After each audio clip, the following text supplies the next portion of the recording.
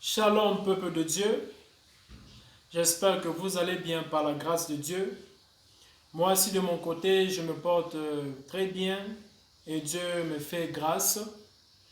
Aujourd'hui, nous bénissons encore le Seigneur pour ce nouveau jour qu'il nous accorde, pour cette opportunité qu'il nous donne encore de partager sa parole. Alors aujourd'hui, je viens continuer cette série d'enseignements que nous avons commencé sur la correction de certaines erreurs. Et aujourd'hui, on fera la 6e partie. Et par la grâce de Dieu, je vais me forcer d'avancer plus rapidement, comme ça, avant la fin de ce mois, ou bien plus tard la fin de ce mois, on aura fini avec cette série d'enseignements pour commencer avec une autre série d'enseignements qui est aussi importante. Alors, sans plus tarder, nous allons prier pour commencer ce temps d'enseignement. Père de grâce, éternel Dieu, créateur du ciel et de la terre, nous te remercions, nous te rendons grâce pour ce jour, pour cette opportunité que tu nous accordes, éternel Dieu, de nous présenter, d'être encore vivants en ce jour, Père de grâce, et de s'asseoir autour de ta parole, Père de grâce, pour partager ta parole, Père de grâce. Merci pour tout, éternel Dieu, au nom puissant de Jésus-Christ. Je te recommande ce temps, Père de grâce, entre des saintes mains, éternel Dieu. Je prie à ce que tu puisses nous parler, mon Dieu, mon roi, au nom puissant de Jésus-Christ. Que je puisse diminuer, Père de grâce, et que le Saint-Esprit puisse augmenter, Père de grâce. Oui, Père de grâce, utilise-moi, Père de grâce, comme un canal, oui, Père de grâce, par lequel que tu passeras, mon Dieu, mon roi, pour atteindre ton peuple, Père de grâce, au nom puissant de Jésus-Christ. Je bannis toute confusion, Père de grâce, et toute distraction, au nom puissant de Jésus-Christ. Tout ce que le diable est en train de faire, Père de grâce, pour mal interpréter, Père de grâce, éternel Dieu, ce que nous sommes en train de faire ici, Père de grâce. Je me lève contre, Père de grâce, cette mauvaise interprétation au nom puissant de Jésus-Christ. Père de grâce, sois le maître, Père de grâce, domine, Père de grâce, sois l'alpha et l'oméga. Au nom puissant de Jésus-Christ, nous avons ainsi prié. Amen. Oui, bien-aimés dans le Seigneur, comme je le disais, aujourd'hui, nous sommes là pour continuer avec cette série d'enseignements que nous avons commencé sur la correction de certaines erreurs. Et aujourd'hui, nous sommes là pour faire la 6e partie. Alors, aujourd'hui, nous avons deux sous-thèmes. Le premier sous-thème, c'est la précision dans la prophétie. Et le deuxième sous-thème, c'est l'œuvre de Dieu. Alors, on a 3 lectures de base à faire. La première lecture, nous la prendrons dans le livre de 1 Chronique. 1 Chronique chapitre 17, du 1er au 3e verset. La deuxième lecture, nous la ferons dans le livre de Psaume, Psaume 8, du 3e au 7e strophe. Et la dernière lecture, nous la ferons dans le livre de Jérémie, 48, du 9e au 10e verset. Alors sans plus tarder, commençons avec la première lecture dans le livre de 1 Chronique. 1 Chronique chapitre 17.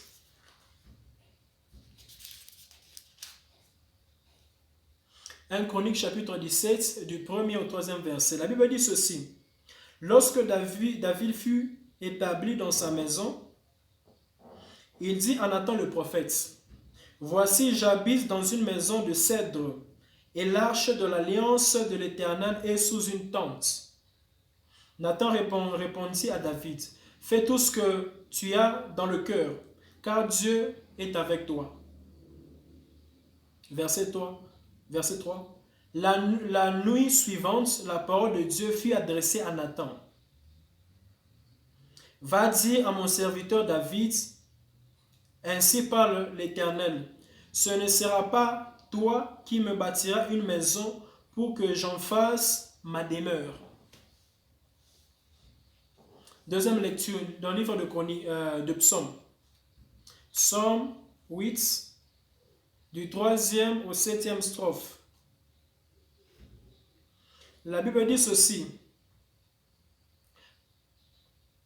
Par la bouche des enfants et de ceux qui sont à la mamelle, tu as fondé ta gloire.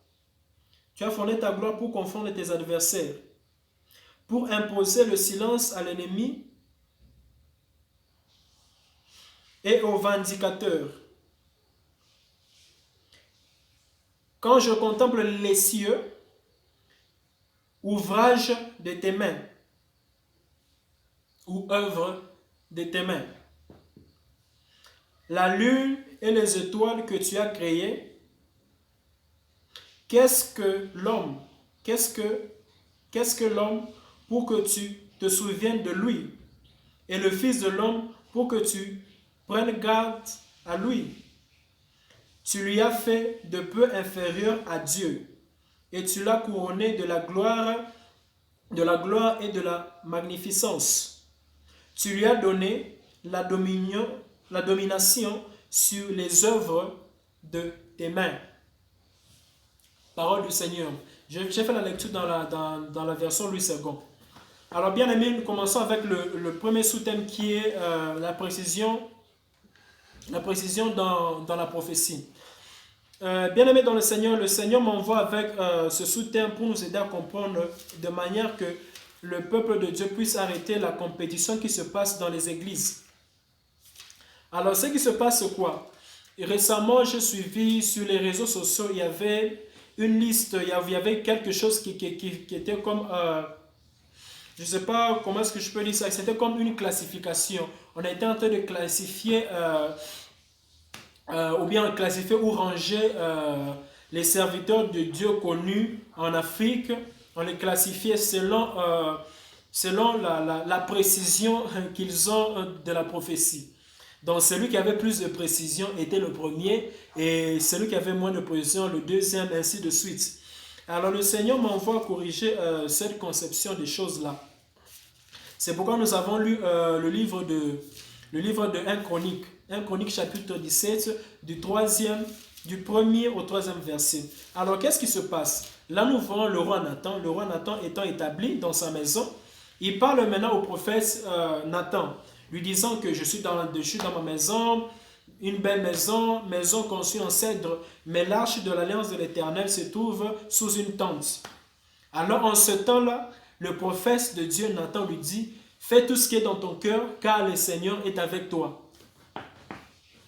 Mais il se fait que la même nuit, la parole de Dieu vient maintenant au même prophète Nathan pour lui dire que va dire à David, mon serviteur, que ce n'est pas lui qui bâtira pour moi une maison, qui bâtira pour moi un temple, pour que j'en fasse ma demeure.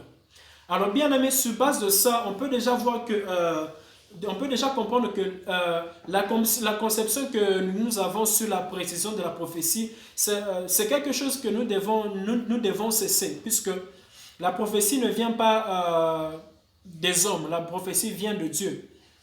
Alors, on peut trouver des serviteurs de Dieu, ou je peux être un serviteur de Dieu, un vrai serviteur de Dieu. Mais si je ne parle pas de la part du Seigneur, si je parle de moi en tant qu'une personne, je peux me tromper. Et je peux me tromper tout en disant que okay, Dieu dit fais ceci. Je peux me tromper. Et cela ne fait pas de moi nécessairement un faux prophète si je suis un prophète. C'est juste que nous devons savoir distinguer le spirituel et le naturel. Alors un serviteur de Dieu n'est pas un esprit de Dieu. Le serviteur de Dieu a l'esprit de Dieu. Alors lorsque le serviteur de Dieu parle de lui-même, il peut commettre des erreurs. Donc c'est un peu ça. Donc c'est pourquoi déjà sur base de ça, si nous devons classifier les serviteurs de Dieu en fonction de la précision de leurs prophéties, des prophéties qu'ils donnent, alors déjà nous sommes dans l'erreur puisque la prophétie ne vient pas des hommes, ça vient de Dieu. Alors un serviteur de Dieu peut être en train de parler de Dieu sans que Dieu ne soit inclus dans ça. Et de ce fait, il peut être dans l'erreur. Mais cela ne fait pas de lui un faux prophète. C'est pourquoi nous allons voir que le même Nathan qui a dit le même prophète Nathan qui a dit au roi David, ok, fais tout ce qui est dans ton cœur, Dieu est avec toi. C'est le même prophète que Dieu envoie à David pour lui dire que non, c'est pas toi qui bâtiras un temple pour le Seigneur. Donc bien aimé, c'est ce que le Seigneur voulait nous faire comprendre, que des fois nous devons nous éloigner, nous devons arrêter cette compétition que nous avons dans les églises. Pour la compétition, c'est là que non, celui-ci c'est un bon, celui-ci donne des prophéties plus précises que celui-ci. Non, bien aimé, nous devons arrêter ces choses-là. Tout dépend de Dieu. Le prophète Nathan, parlant de lui-même, a dû commettre une erreur. Mais lorsque la parole de Dieu est venue, et il a dit cette parole au prophète Nathan, et au roi David. Et dans la suite des temps, nous allons voir que ce n'est pas David qui a construit le temple pour Dieu, mais c'était le fils de David, Salomon, qui a construit le temple.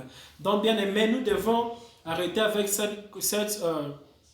cette compétition qu'il y a dans l'église, selon laquelle il y a un prophète de Dieu qui est plus précis que l'autre. Non, bien aimé, nous devons arrêter cela. Dieu a donné aux uns d'être apôtres, aux uns d'être prophètes, aux uns évangélistes, aux autres pasteurs, aux autres enseignants ou docteurs pour l'édification de l'église et non pour la compétition. Donc nous devons arrêter cela. Nous tous, nous connaissons en partie, et alors nous parlons, nous prophétisons, nous prêchons en partie alors. Bien-aimés, je trouve très mal que ce soit dans l'église où nous allons trouver cet esprit de compétition. Mais la vérité, c'est qu'il y a vraiment une grande compétition dans l'église du Seigneur, juste à cause du manque de connaissances. C'est pourquoi le Seigneur m'envoie avec cette parole pour nous faire comprendre que nous devons arrêter avec cette conception selon laquelle celui-ci est plus précis que l'autre. Donc, et puis, des fois, il peut aussi se faire que Dieu envoie une prophétie qui est vraie, mais qui ne va pas s'accomplir. Donc, des fois, lorsque Dieu veut aussi punir son serviteur ou bien son peuple, qu'est-ce qu'il fait? Il va envoyer une vraie prophétie, mais cette prophétie ne va pas s'accomplir. Elle va juste diriger les gens ou bien pousser les gens à faire ce qui va déplaire au Seigneur pour que le Seigneur puisse les punir. Et un exemple concret à ça, nous le trouvons dans le livre de 2 Chroniques. 2 Chroniques chapitre 18, du verset 20e au verset 21. La Bible dit ceci. Et un esprit vint se présenter devant l'Éternel et dit, « Moi je le séduirai. » L'Éternel lui dit, « Comment? » « Je sortirai, répond-il, et je serai un esprit de mensonge dans la bouche de tous les prophètes. » De tous ces prophètes. Et l'Éternel dit, « Tu le séduiras et tu en viendras à bout. Sors et fais ainsi. » Donc les gens qui pensent que les fausses prophéties ne viennent que du diable, bien aimé, c'est une mauvaise conception des choses. Donc il y a des fois, Dieu peut aussi envoyer une prophétie, mais qui ne va pas s'accomplir. C'est juste pour envoyer les gens, puisqu'il y a des gens qui sont destinés à être détruits. Alors des fois, on envoie une prophétie qui va les encourager à continuer à faire le mal qu'ils sont en train de faire pour qu'ils soient détruits à la fin. Donc, bien aimé dans le Seigneur, c'est ce qui se passe. Donc, des fois, un serviteur de Dieu peut parler de lui-même tout en utilisant le nom du Seigneur et dire des choses qui ne vont pas se réaliser. Cela ne fait pas de cette personne un faux serviteur de Dieu. Donc, lorsque la prophétie vient de Dieu, c'est lorsqu'elle est vraie. Mais lorsque ce sont les imaginations des serviteurs de Dieu, des fois, ils peuvent taper à côté. Et aussi, des fois, on peut dire une fausse prophétie peut également venir de Dieu, dans le but de détruire les gens. Donc, il y a certaines personnes qui s'enfoncent dans le mal. Alors, ce que Dieu fait, c'est quoi? Dieu va leur envoyer une prophétie qui va les encourager à continuer à faire le mal qu'ils sont en train de faire pour qu'à la fin, qu'ils soient détruits. C'est pourquoi Dieu envoie cet esprit de mensonge vers les prophètes. Et si nous pouvons nous rappeler de cette histoire, c'est lorsque Josaphat et le roi Akab s'étaient mis ensemble pour aller combattre. Donc Dieu devait les détruire, Dieu devait les mettre en échec. Alors ils ont eu le prophète Michée qui leur a dit que si vous allez dans cette bataille, vous allez perdre. Alors, puisqu'ils étaient têtus, ils aimaient toujours écouter ce qu'ils aiment écouter. Alors, Dieu a envoyé un esprit de mensonge pour les encourager à aller dans cette bataille et à les perdre. Donc, bien aimé, c'est ce qui se passe deux fois. Ce qu'on appelle les fausses prophéties, ce n'est pas que ça vienne nécessairement du diable, non. Deux fois, Dieu peut aussi orchestrer quelque chose de pareil pour punir soit son peuple, ou bien soit le prophète qui sortira ces paroles-là. Donc, bien aimé dans le Seigneur, sur base de ça, je pense que nous sommes déjà délivrés et qu'à partir d'aujourd'hui, nous allons arrêter avec cette conception des choses que nous avons, selon laquelle il y a des serviteurs de Dieu qui sont plus précis dans les prophéties que les autres. Bien aimé, la prophétie ne vient pas des hommes, la prophétie vient de Dieu. Donc, et lorsque la prophétie vient de Dieu, ça a plusieurs buts. Donc, c'est ce que le Seigneur voulait à ce que nous puissions comprendre. Alors, que Dieu vous bénisse. Alors, passons maintenant à au deuxième sous-thème qui est l'œuvre de Dieu. Alors là, nous avons lu dans le livre de Psaume 8, du 3e au 7e strophe, où on dit les cieux sont l'ouvrage ou l'œuvre des mains de Dieu, et Dieu a créé l'homme et lui a donné la domination sur toutes ses œuvres. Donc c'est un peu ça. Et lorsque nous allons dans le livre de Jérémie, Jérémie 48, du 9e au 10e verset, là nous voyons où on dit... j'aimerais que nous puissions aussi lire Jérémie 48, Jérémie 48 du 9e au 10e verset. Jérémie 48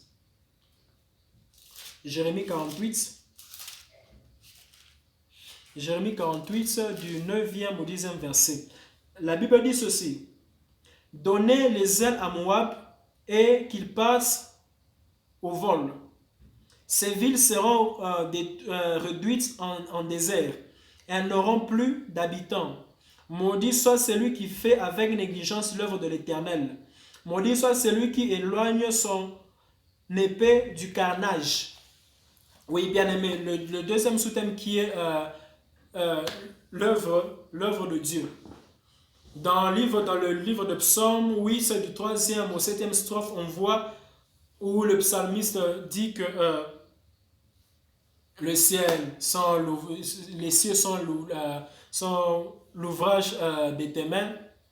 Et puis plus loin, Dieu a créé l'homme inférieur à Dieu. Dans d'autres versions, on dit inférieur aux anges et lui a donné la domination sur tout ce qu'il a créé, sur toutes ses œuvres. Et ça nous rappelle encore de la création d'Adam. Adam était créé pour avoir la domination sur tout ce que Dieu avait créé. Et par là, nous comprenons que l'œuvre de Dieu, c'est tout ce que Dieu a créé. Donc tout ce que Dieu a créé est l'œuvre de Dieu. Alors dans Jérémie 48, du 9e au 10e verset, on dit « Donnez les ailes à Moab, qu'il parte en vol. » Et maudit soit celui qui fait l'œuvre de Dieu avec négligence. Maudit soit celui qui va retenir son épée du carnage. Oui, bien aimé, l'Éternel m'envoie avec ce sous-thème pour aider au peuple de Dieu de comprendre. Des fois, dans la plupart du temps, lorsque nous utilisons, Jérémie 48 du 9 au 10e verset n'est pas utilisé dans son contexte historique. Alors, ce qui fait que des fois, il est utilisé pour manipuler les gens dans l'église. Des fois, beaucoup de serviteurs de Dieu utilisent ce verset pour manipuler les membres et aussi également les serviteurs de Dieu dans l'église. Puisque pour eux, à chaque fois qu'on dit maudit soit celui qui fait l'œuvre de Dieu avec négligence, les gens ont plus tendance à croire que c'est l'œuvre de Dieu dont on parle, c'est l'œuvre de Dieu dans l'église. Non. Bien aimé dans le Seigneur, dans l'église, c'est également l'œuvre de Dieu. Et si je peux nuancer les choses, je peux dire que ce qui se passe dans l'église, c'est l'œuvre sainte de Dieu, c'est l'œuvre sacrée de Dieu. Mais du reste, tout ce qui a été créé par Dieu est l'œuvre de Dieu. Alors, dans le contexte historique de Jérémie 48, 10, 9 à 10, quand on disait que maudit soit l'homme qui fait l'œuvre de Dieu avec négligence, on ne faisait pas allusion à l'œuvre de Dieu qui se passe dans l'église. Non. Ce qui se passe ici, c'est que Dieu avait décidé de détruire le peuple de Moab. Alors, allait être maudit tout soldat qui n'allait pas accomplir cette œuvre de destruction proprement. Donc tout soldat qui allait faire cette œuvre de carnage, de tuer le peuple de Moab avec négligence, celui-là allait être maudit. Dans le contexte historique de Jérémie 48, c'est ça, c'était aller détruire le peuple de Moab, aller tuer et ne pas épargner son épée du carnage, donc massacrer le peuple de Moab. Alors maudit allait être tout le soldat qui n'allait pas bien faire ce travail, ce carnage-là bien. Celui-là allait être maudit. Donc, bien aimé dans le Seigneur, quand on dit maudit soit celui qui fait l'œuvre de Dieu avec négligence, ce n'est pas nécessairement l'œuvre qui se passe dans l'église, non. Des fois, il y a une manipulation, il y a une mauvaise, des fois les serviteurs de Dieu, les pasteurs qui ont des églises, des fois ils sont démagogues. Ils utilisent cela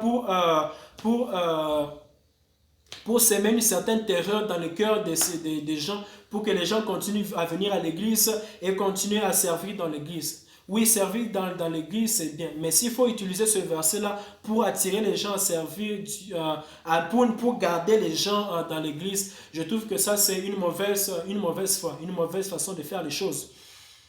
Psaume nous dit que les cieux sont l'ouvrage ou l'œuvre de tes mains. Dieu a créé l'homme pour qu'il ait domination sur tout ce que Dieu avait créé. Dans tout ce que Dieu a créé, sur l'œuvre de Dieu. Dans tout ce que Dieu a créé, c'est l'œuvre de Dieu. Donc, bien aimé dans le Seigneur, ton voisin est l'œuvre de Dieu. Tes frères, tes sœurs sont l'œuvre de Dieu. Tes parents sont l'œuvre de Dieu. Alors, lorsque tu ne traites pas bien avec eux, donc tu peux aussi être maudit puisqu'ils sont aussi l'œuvre de Dieu. Alors, si on doit extrapoler Jérémie 48, 9 à 10, on dira que lorsque tu ne respectes pas, lorsque tu n'honores pas tes parents, tu es maudit puisqu'ils sont l'œuvre de Dieu. Alors maudit soit c'est lui qui fait l'œuvre de Dieu avec négligence. Alors ton frère, ta soeur, tes amis sont l'œuvre de Dieu. Alors lorsque tu ne traites pas bien avec eux, donc tu dois aussi être maudit puisqu'ils sont l'œuvre de Dieu. Bien-aimé dans le Seigneur, puisque Dieu m'a fait grâce de passer plus de temps dans l'église. Donc moi je n'ai pas eu vraiment ce temps-là de passer du temps dans le monde et faire du n'importe quoi. Alors moi j'ai vraiment grandi dans l'église et j'ai vu le monstre dans l'église. Il y a des gens qui sont prêts à faire du mal aux autres, mais aussi longtemps que eux prêchent bien, que eux chantent bien, eux se disent que bon, ils sont bénis puisqu'ils font l'œuvre de Dieu proprement. Oubliant que son prochain, son ami, ses parents sont aussi l'œuvre de Dieu. Donc, bien aimé dans le Seigneur, c'est ce que le Seigneur m'envoie à nous partager aujourd'hui. Donc, aujourd'hui, nous voyons les femmes qui ne veulent que prêcher. Bien aimé dans le Seigneur, pour la femme, donner naissance, c'est aussi l'œuvre de Dieu. Puisque tu vas donner naissance à une personne qui sera prédicateur dans le futur.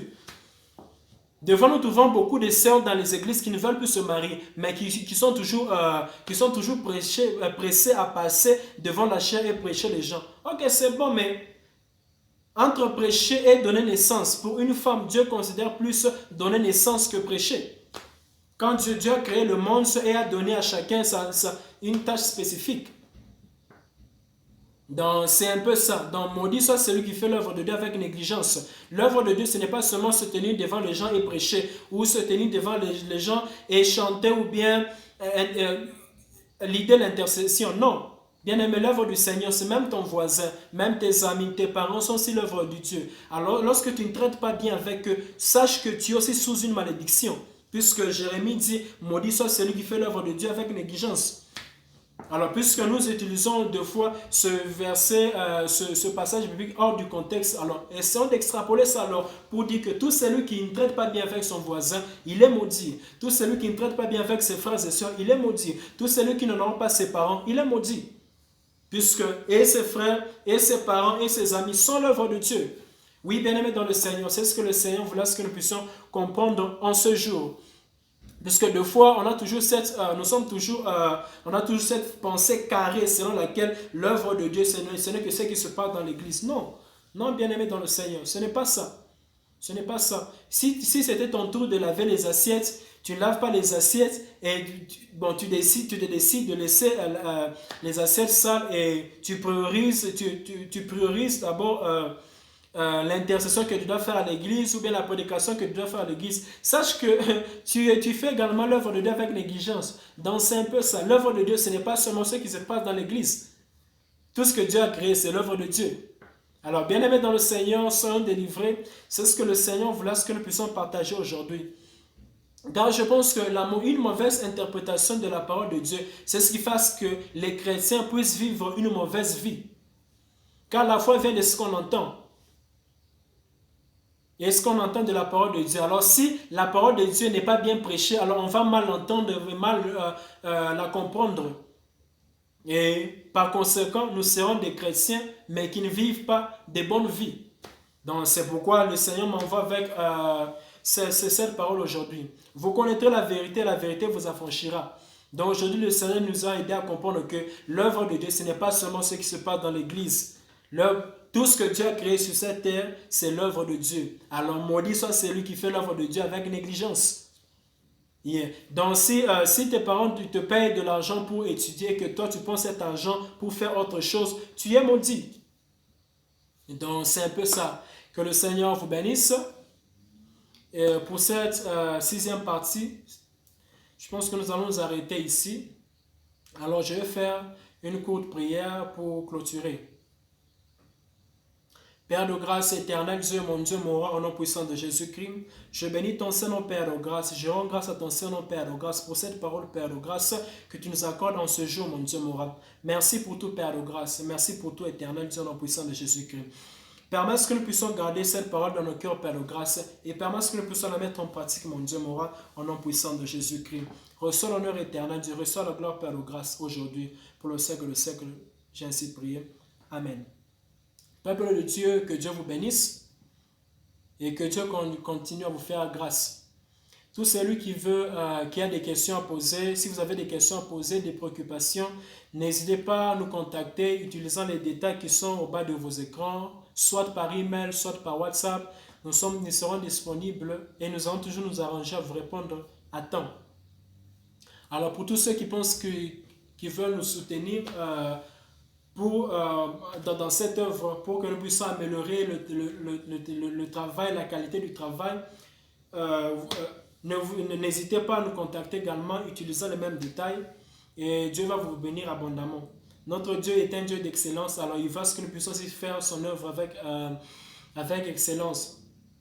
Alors vos contributions seront vraiment les bienvenues. Que Dieu vous bénisse. Shalom.